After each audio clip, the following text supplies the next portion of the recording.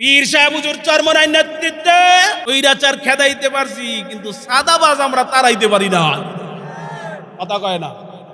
পীর সাহেব হুজুর চরমনাই নেতৃত্বে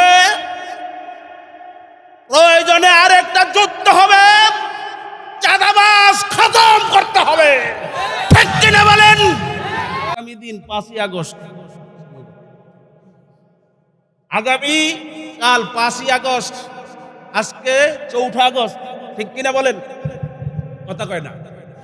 এই 4 আগস্টে বাংলাদেশের পরিস্থিতি কি ছিল? কথা কয় না। কি ছিল বলেন? খুব খারাপ ছিল না? গুলির আওয়াজ, আতঙ্ক। কথা কয় না। আল্লাহ তাআলা এই 5ই আগস্টে দেশটাকে আল্লাহ শান্তি করে দিয়েছে। ঠিক কিনা বলেন?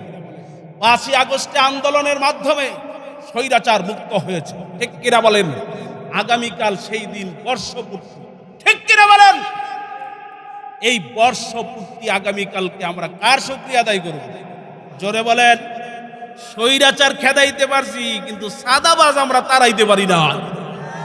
কথা কয় না। পীর সাহেব হুজুর চরমনাই নেতৃত্বে প্রয়োজনে আরেকটা যুদ্ধ হবে, চাঁদাবাজ খতম করতে হবে। ঠিক কিনা বলেন? পীর সাহেব চরমনাই নেতৃত্বে প্রয়োজনে আবার চাঁদাবাজ আমরা রুখে দেব।